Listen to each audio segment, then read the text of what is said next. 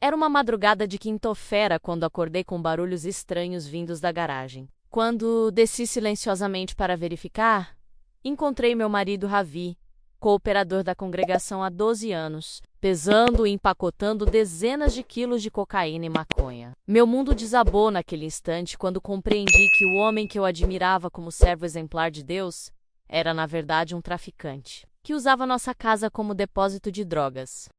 Deus seja louvado, queridos irmãos e irmãs em Cristo Jesus. Meu nome é Valentina Castro, tenho 35 anos, sou professora primária, mãe de 3 filhos preciosos, Gaio de 14 anos, Luna de 11 anos e Alice de 8 anos. E fui membro da Congregação Cristã no Brasil, em São Paulo, capital do estado, durante 18 anos da minha vida. Venho hoje diante de vossas presenças com um coração completamente destroçado, mas cheio de coragem para expor a verdade terrível que descobri sobre o homem com quem vivi durante 15 anos de casamento. Antes de começar este testemunho que vai abalar completamente suas estruturas de fé, peço que comentem aqui embaixo de qual cidade vocês são, para que eu saiba quantas pessoas, de todo o Brasil, estão ouvindo este relato, que destruiu completamente nossa família e nossa congregação em São Paulo, capital. O que vou contar hoje sobre o que descobri na garagem da minha casa vai chocar profundamente todos vocês e mostrar como o demônio pode enganar até os mais dedicados servos. Durante todos esses anos, vivi acreditando ter a família abençoada que toda mulher cristã sonha ter. Ravi Castro, meu ex-marido, era cooperador respeitado da CCB há 12 anos consecutivos. Homem considerado por toda a nossa comunidade religiosa de São Paulo como exemplo vivo de integridade, dedicação à obra do Senhor e principalmente como provedor exemplar que sustentava dignamente nossa família através de seu trabalho como comerciante autônomo. Nossos 3 filhos cresceram respirando o ambiente sagrado da congregação, participando fielmente de todos os cultos, aprendendo os hinos com dedicação e sendo criados nos mais rigorosos princípios cristãos que a CCB ensina. Gael, nosso filho mais velho, sempre demonstrou inclinação para as coisas espirituais e era visto pela Irmandade como jovem que provavelmente seguiria os passos do pai no ministério. Luna tocava órgão nas reuniões de jovens desde os 9 anos, sendo elogiada por sua dedicação musical. Alice era a caçula alegre, que todos admiravam por sua obediência e amor pelos hinos da congregação. Nossa casa sempre foi lugar de oração constante, onde o culto doméstico acontecia religiosamente todas as manhãs e noites, onde a leitura da palavra de Deus acompanhava nossas refeições, onde o inário da CCB permanecia sempre à mão, e onde frequentemente recebíamos irmãos para a comunhão fraterna. Éramos conhecidos em toda a Grande São Paulo como família do cooperador Rovi, exemplo de lar cristão bem estruturado onde regnava harmonia, prosperidade honesta e temor a Deus. Durante 15 anos de casamento, Rovi foi marido atencioso que nunca deixou faltar nada em casa, pai presente que participava ativamente da educação dos filhos, e cooperador dedicado que equilibrava perfeitamente suas responsabilidades domésticas com suas obrigações ministeriais na CCB. Nossa situação financeira sempre foi confortável. Não éramos ricos, mas nunca passamos necessidade. Sempre tivemos casa própria, carro do ano e principalmente conseguíamos proporcionar educação de qualidade para nossos filhos numa metrópole, cara como São Paulo. Deus tem abençoado o meu comércio, dizia Ravi constantemente quando alguém perguntava sobre nossa prosperidade. Trabalho duro. Sou honesto nos negócios, trato bem meus clientes e, principalmente, entrego meus caminhos ao Senhor. Por isso ele tem prosperado tudo o que faço. Essa explicação sempre me satisfez completamente, pois via meu marido saindo cedo todas as manhãs para trabalhar, voltando tarde todas as noites cansado do comércio, e principalmente trazendo recursos constantes que sustentavam nossa família dignamente. Ravi era conhecido em toda a CCB de São Paulo como o cooperador zeloso que participava de todas as reuniões administrativas. Orientava jovens sobre conduta cristã, visitava enfermos com dedicação exemplar e era frequentemente consultado pelos anciãos sobre questões práticas da congregação. Sua reputação de integridade era sólida. Jamais houve rumores, suspeitas ou questionamentos sobre sua conduta moral. Tanto dentro da CCB quanto na comunidade paulistana, onde éramos respeitados, com nossos filhos, Rovi sempre foi pai exemplar que estabelecia regras rígidas sobre companhias, horários e principalmente sobre valores cristãos. Ensinava constantemente sobre honestidade, trabalho digno, obediência a Deus e o perigo das más influências do mundo. Meus filhos, dizia ele frequentemente, vocês devem sempre escolher o caminho da retidão, trabalhar honestamente e nunca se envolver com coisas ilícitas que podem destruir famílias inteiras. Frequentemente viajava para outras cidades de São Paulo, Campinas, Santos, Ribeirão Preto, Sorocaba, menos supostamente para expandir os negócios ou buscar novos fornecedores. Com o tempo, nossa família se tornou referência de prosperidade cristã na CCB. Outros membros frequentemente perguntavam conselhos sobre como Deus havia abençoado nossos negócios. Na manhã seguinte, depois de uma noite completamente insone tentando processar a descoberta devastadora, decidi confrontar Rovi diretamente sobre o que havia presenciado na garagem. Esperei que as crianças saíssem para a escola. Preparei café normalmente fingindo que tudo estava bem. E quando ficamos sozinhos na cozinha, olhei diretamente em seus olhos e disse: Ravi, preciso conversar com você sobre o que vi na garagem ontem de madrugada. A reação dele foi instantânea e reveladora. A cor desapareceu completamente do seu rosto. As mãos começaram a tremer visivelmente. E por alguns segundos ele ficou completamente mudo, apenas me encarando com uma expressão de terror absoluto. Era a confirmação que eu precisava de que não havia sonhado, não havia imaginado, e que realmente havia descoberto algo terrível sobre o homem com quem vivia há 15 anos. Valentina, minha querida, disse ele finalmente, tentando recuperar a compostura. O que você viu exatamente? Talvez tenha malinterpretado alguma coisa. Você sabe que trabalho com diversos produtos. Às vezes preciso fazer negócios em horários não convencionais. Mas sua voz trêmula e seus olhos fugidios confirmavam que ele sabia exatamente do que eu estava falando. Não minta para mim, Ravi. Respondi com firmeza que surpreendeu até mesmo a mim. Vi você pesando cocaína e maconha numa balança de precisão. Vi homens pagando com maços de dinheiro. Ouvi vocês combinando a entrega de 50 quilos de pó e 100 de prensado para a próxima semana. Não tente me enganar como vem me enganando há anos. Diante da evidência específica que eu relatava, Rovi desabou completamente. Sentou-se na cadeira da cozinha, cobriu o rosto com as mãos e começou a chorar como nunca havia visto um homem chorar. Valentina, disse ele entre lágrimas, me perdoa. Eu não queria que você descobrisse dessa forma. Não queria que você descobrisse nunca. Durante as 3 horas seguintes, numa conversa que destruiu 15 anos de casamento e 12 anos de admiração pelo homem que considerava cooperador exemplar, Ravi confessou toda a verdade sobre sua dupla vida. O comércio próspero que sustentava nossa família confortavelmente era, na verdade, uma operação de tráfico de drogas que ele comandava há mais de 10 anos. Como começou? Perguntei, ainda tentando processar que meu marido cooperador era criminoso. Como um homem que serve na CCB há 12 anos se tornou traficante? A resposta revelou uma transformação gradual que havia acontecido bem diante dos meus olhos, sem que eu percebesse. Segundo Ravi, tudo começou há 11 anos, quando ele estava enfrentando dificuldades financeiras severas. Nossa filha Alice havia nascido. As despesas da casa haviam aumentado. Meu salário de professora não era suficiente. E ele estava desesperado para encontrar maneiras de sustentar nossa família adequadamente numa cidade cara. Um conhecido ofereceu para eu guardar algumas coisas na nossa garagem, explicou ele.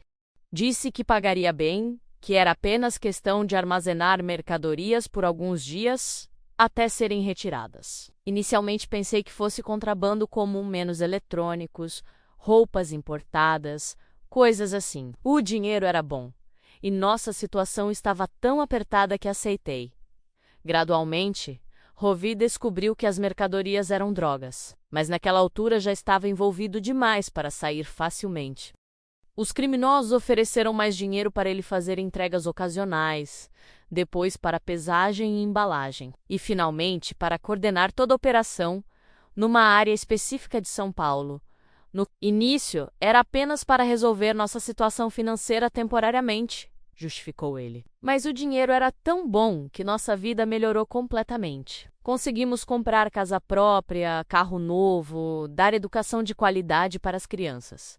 Como poderia parar e voltar às dificuldades anteriores? A revelação mais chocante foi descobrir que Rovi havia usado sua posição como cooperador da CCB para dar credibilidade às suas atividades criminosas. Ninguém suspeita de cooperador da congregação, explicou ele cinicamente. Minha reputação religiosa era minha melhor proteção. Policiais, vizinhos, até mesmo outros criminosos respeitavam nossa família por causa da minha posição na CCB. Ele havia transformado nossa casa num hub central de distribuição de drogas para várias regiões de São Paulo. A garagem trancada era laboratório onde ele pesava, embalava e separava mercadorias para diferentes vendedores. As viagens para Campinas, Santos e outras cidades eram, na verdade, entregas de grandes quantidades para traficantes regionais que distribuíam em suas áreas. E a congregação? Perguntei, horrorizada. Como você conseguiu manter sua posição como cooperador durante todos esses anos sendo traficante? Como conseguiu pregar sobre honestidade e retidão sendo criminoso? A resposta revelou o lado mais calculista e manipulador de sua personalidade. A CCB foi minha melhor fachada, admitiu ele sem demonstrar qualquer remorso.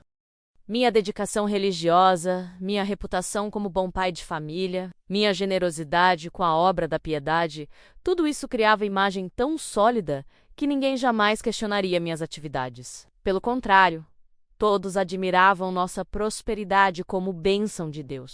Durante nossa conversa devastadora, Ravi revelou detalhes que me fizeram compreender como havia sido sistematicamente enganada durante uma década.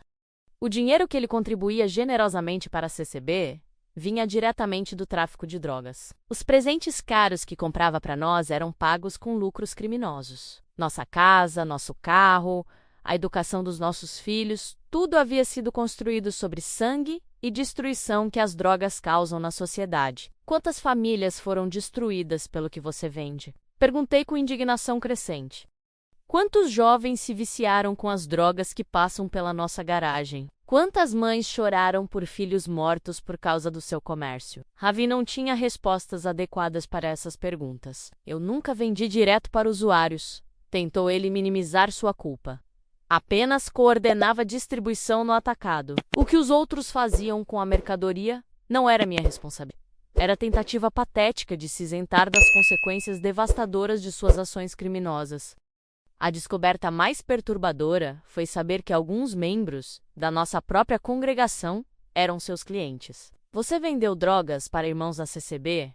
Perguntei, incrédula. Para pessoas que confiam em você como cooperador? Sua confirmação silenciosa me mostrou que não havia limites para sua hipocrisia. Alguns jovens da congregação me procuravam discretamente, admitiu ele. Sabiam que eu tinha acesso a produtos de qualidade.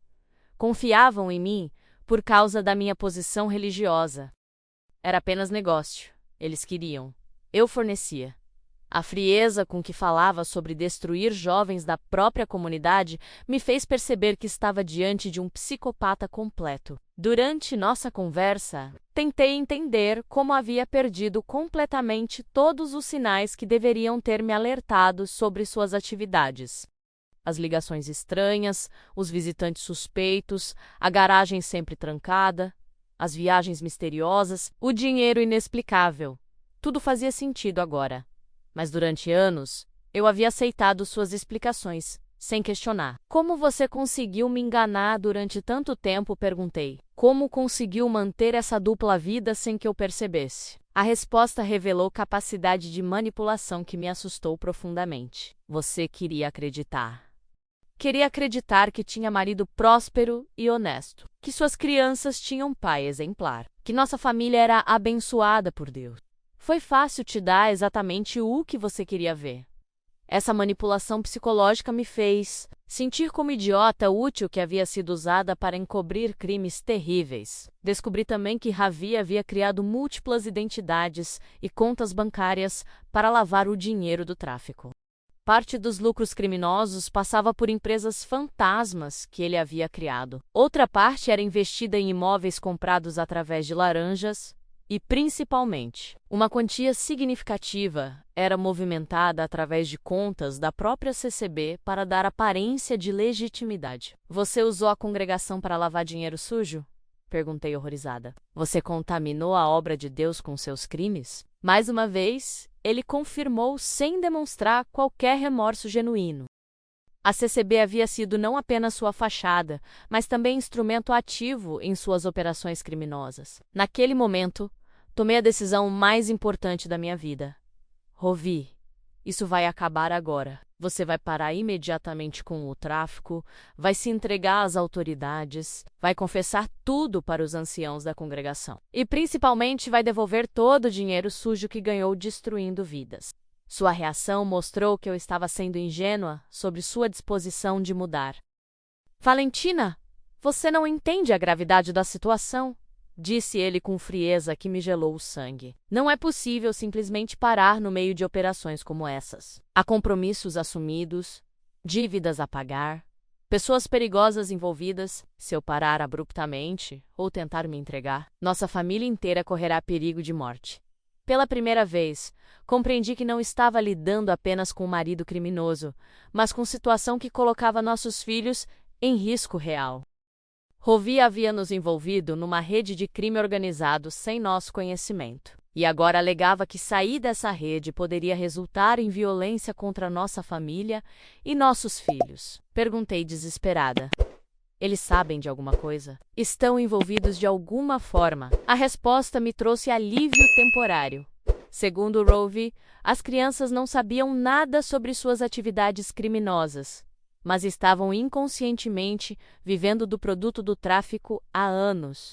O que vamos fazer agora? Perguntei, sentindo o peso da responsabilidade de proteger meus filhos, enquanto lidava com a descoberta de que meu marido cooperador era traficante de drogas. A resposta de Rovi mostrou que ele não tinha planos de mudança real, apenas estratégias para continuar escondendo suas atividades.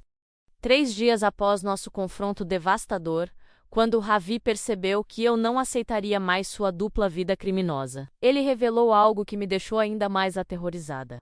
Não estava agindo sozinho dentro da CCB.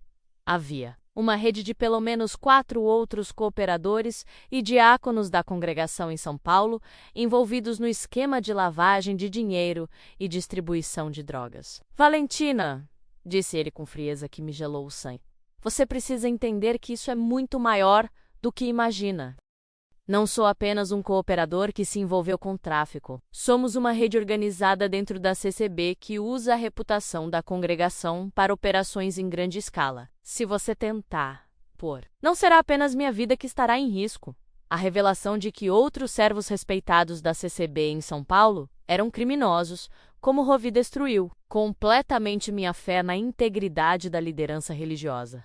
Durante anos, havia admirado esses homens como exemplos de santidade, dedicação e conduta cristã exemplar. Descobrir que eram traficantes disfarçados me fez questionar tudo em que sempre acreditei sobre a autoridade espiritual. Segundo Ravi, o cooperador Henrique Silva, da Zona Leste de São Paulo, coordenava as operações financeiras através de contas da própria CCB. O diácono Marcos Santos, da Região Sul, gerenciava transportes de grandes carregamentos usando veículos oficiais da congregação.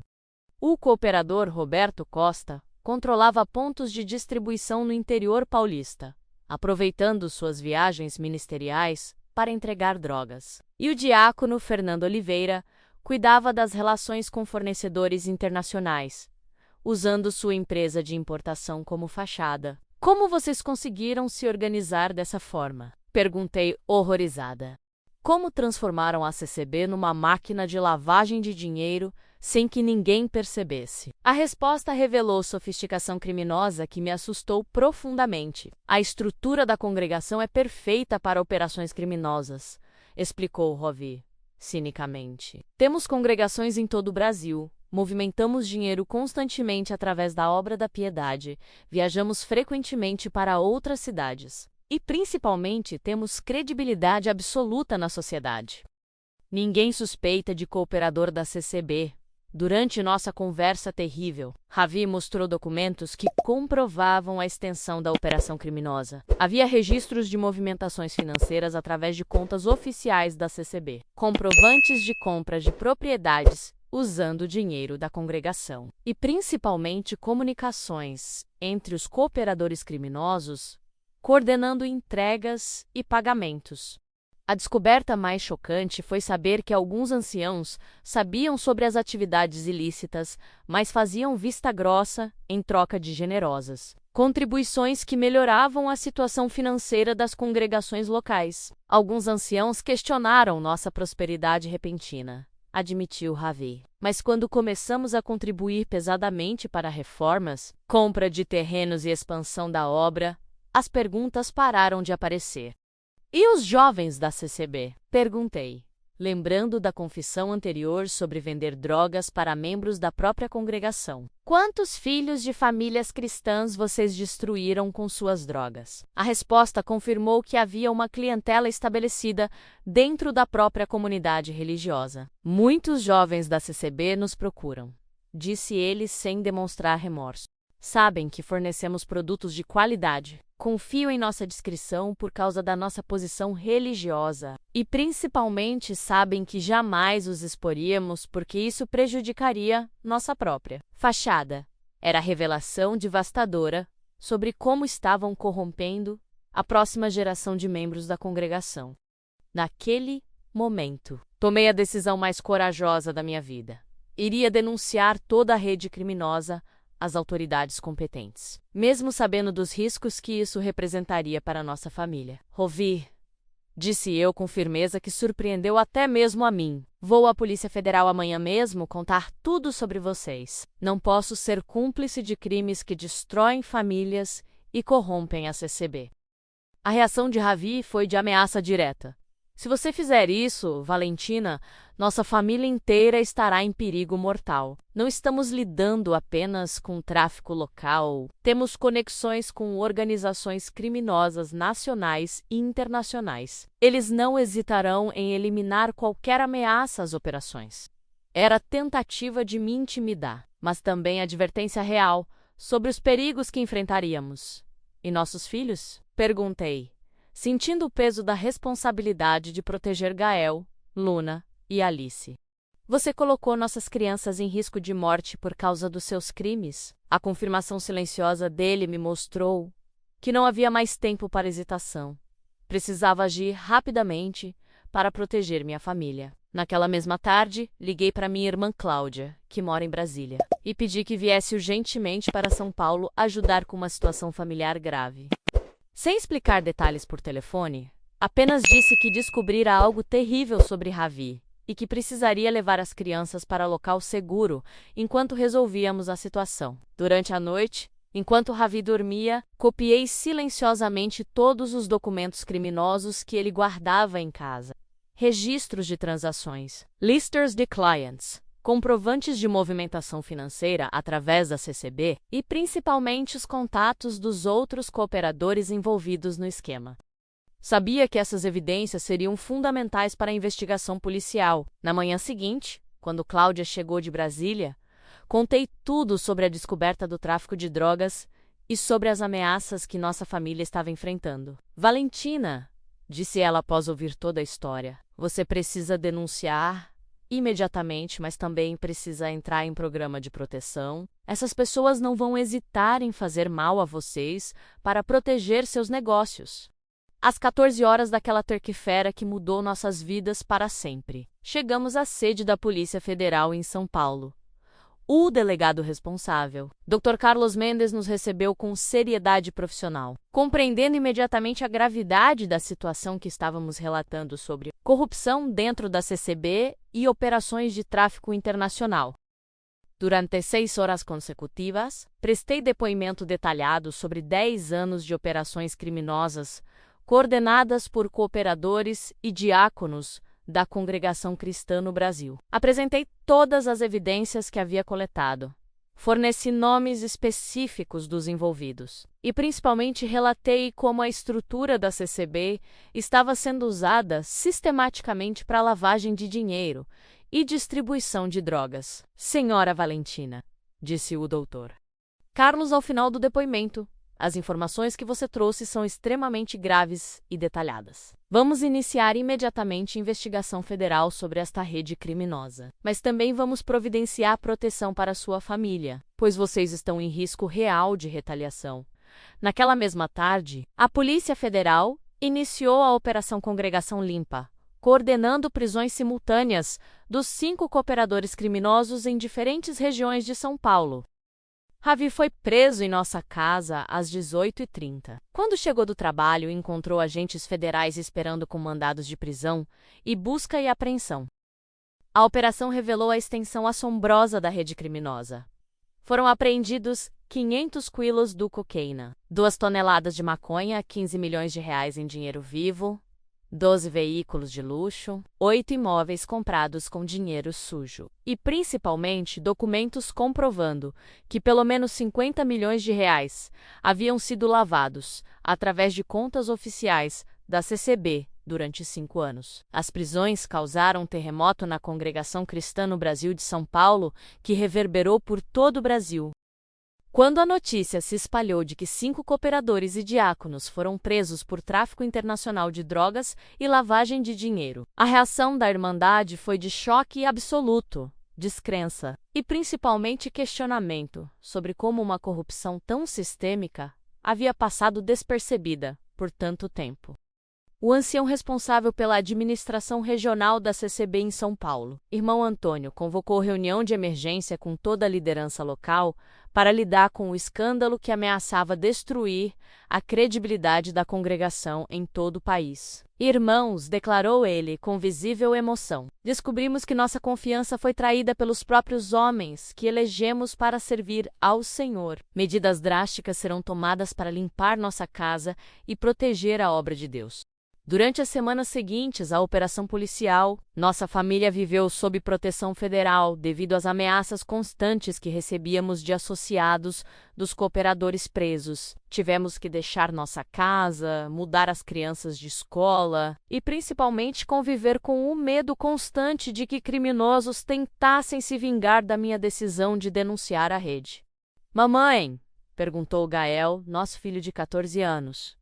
Por que papai fez essas coisas ruins? Por que ele usou a congregação para crimes? Era pergunta impossível de responder adequadamente, pois eu mesma ainda tentava compreender como o homem que admirei durante 15 anos havia se transformado em criminoso que colocou nossa família em perigo.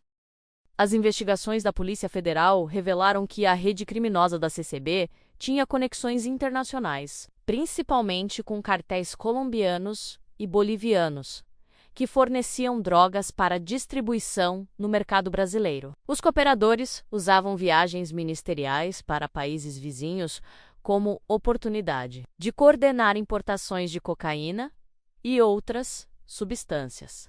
A descoberta mais perturbadora foi que algumas propriedades da própria CCB haviam sido compradas com dinheiro do tráfico, sem que a liderança superior soubesse da origem criminosa dos recursos. Templos, terrenos e veículos oficiais da congregação estavam contaminados com o sangue das vítimas do narcotráfico.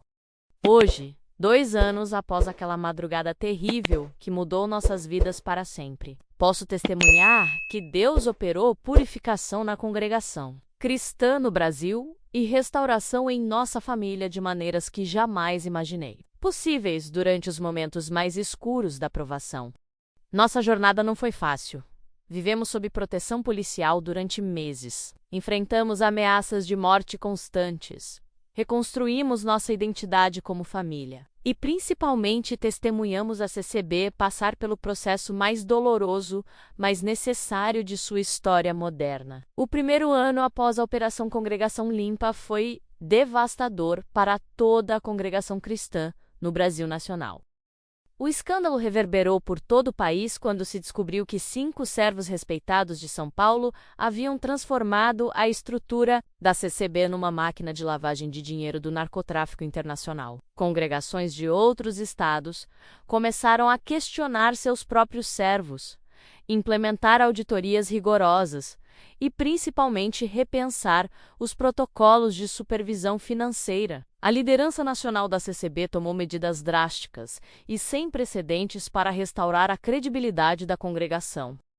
Todas as movimentações financeiras dos últimos 10 anos foram auditadas por empresa independente. Todos os servos em posições de liderança passaram por investigação de antecedentes. E principalmente foi implementado o sistema de transparência total que permite à Irmandade acompanhar como os recursos da obra são administrados. O caso de São Paulo nos ensinou que confiança cega pode ser perigosa, até mesmo dentro da casa de Deus, declarou o ancião responsável pela administração nacional. Implementamos protocolos que garantem que situação similar jamais voltará a acontecer. Transparência, supervisão e prestação de contas são agora pilares fundamentais de todas nossas operações. As investigações da Polícia Federal revelaram a extensão assombrosa da corrupção. Além dos 50 milhões de reais lavados através da CCB, foram descobertos outros 200 milhões de reais movimentados através de empresas ligadas aos cooperadores criminosos. Propriedades da congregação compradas com dinheiro sujo foram confiscadas e vendidas, com os recursos sendo destinados a programas de recuperação de dependentes químicos. Rovi e seus comparsas foram condenados a penas que variam de 25 a 40 anos de prisão por formação de quadrilha, tráfico internacional de drogas, lavagem de dinheiro, corrupção e uso de instituição religiosa para fins criminosos. O fato de terem usado a autoridade religiosa para cometer crimes torna suas penas ainda mais severas, declarou o juiz federal durante as sentenças. Durante o julgamento, que durou 6 meses e chocou todo o Brasil, foram revelados detalhes que mostraram como a rede criminosa havia se infiltrado sistematicamente na CCB. Eles estudavam a estrutura da congregação, identificavam vulnerabilidades no sistema de supervisão e, principalmente, exploravam a confiança que a Irmandade depositava em seus líderes. Os réus transformaram uma instituição dedicada ao serviço de Deus numa ferramenta do crime organizado, declarou o promotor federal. Usaram a fé de pessoas sinceras para encobrir atividades que destroem famílias e corrompem a sociedade. Representam o que há de mais desprezível na natureza humana: usar o sagrado para fins profanos. Nossa família enfrentou 2 anos de proteção federal. Devido às ameaças constantes de associados dos cooperadores presos, tivemos que viver com identidades temporárias, mudar de endereço várias vezes e, principalmente, conviver com o medo de que criminosos tentassem se vingar da minha decisão de expor a rede.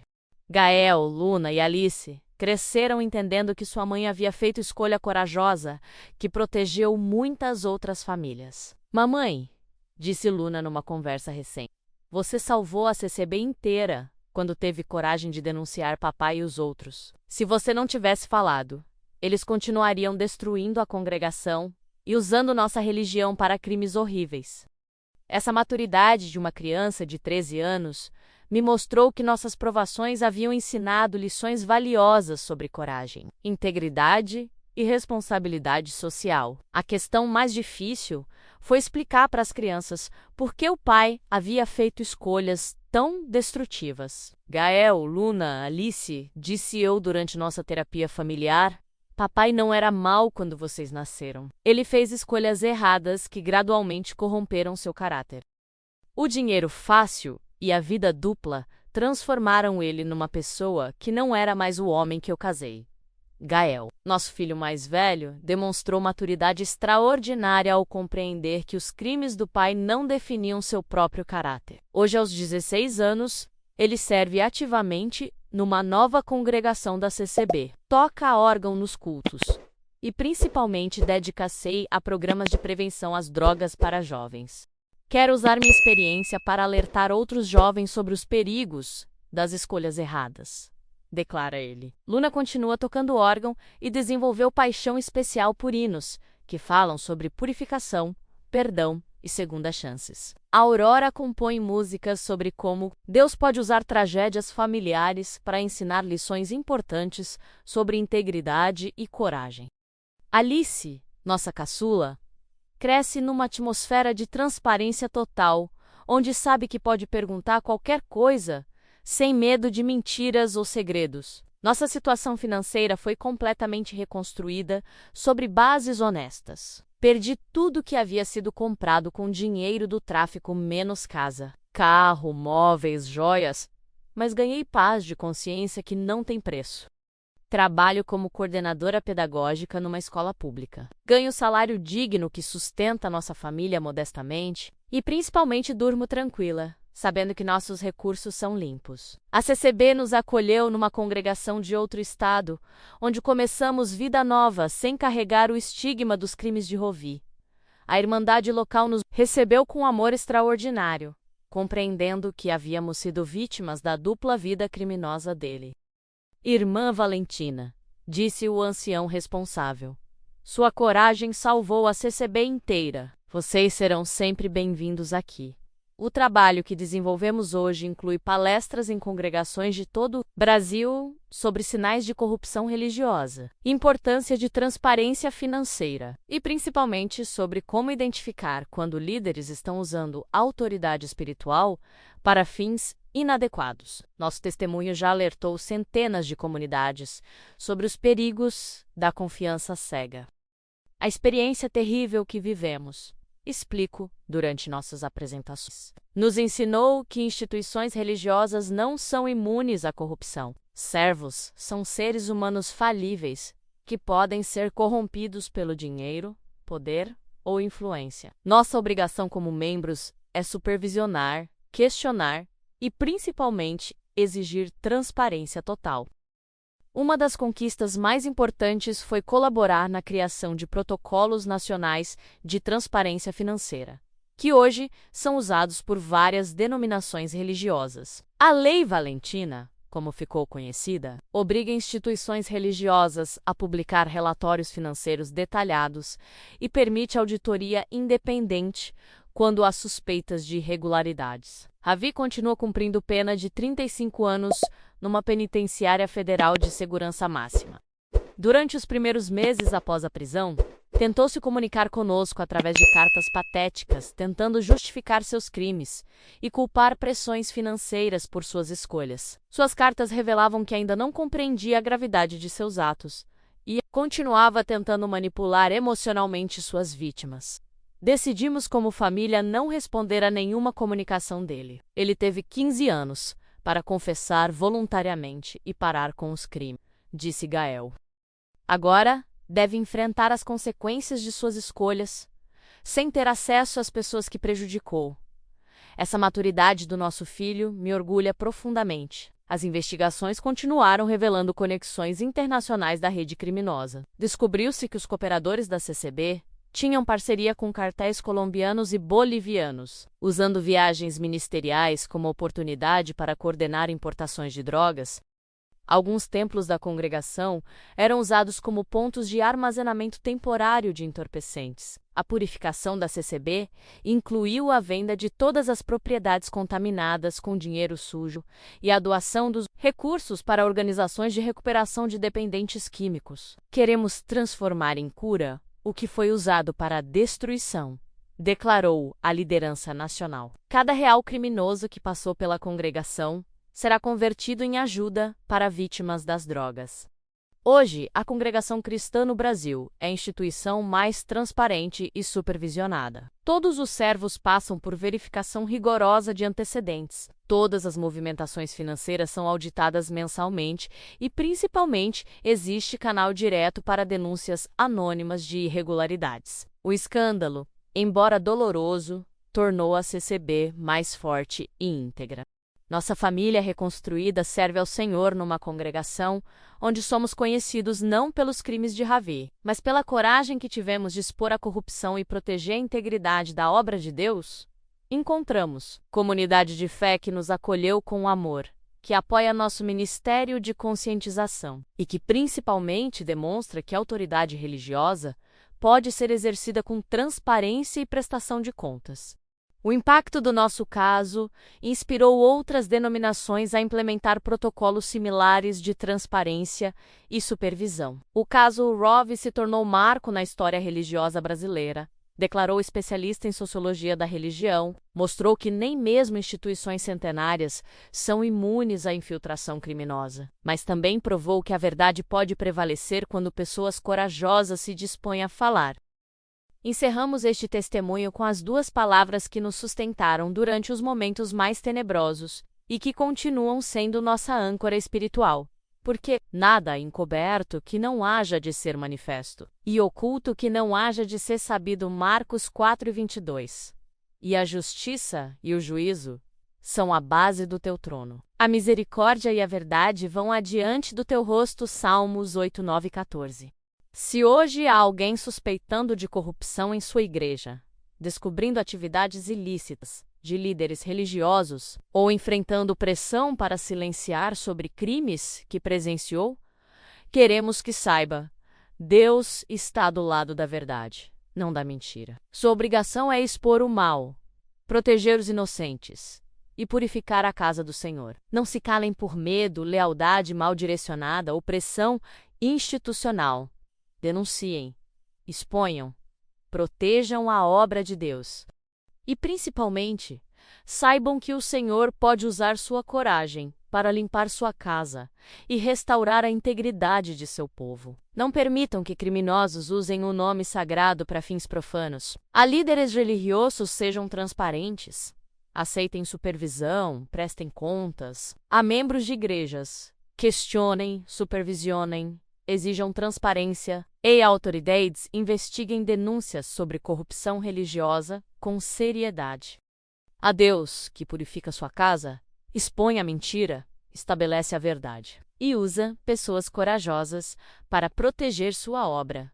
Seja toda glória, toda honra, todo louvor, agora e para sempre. Amém.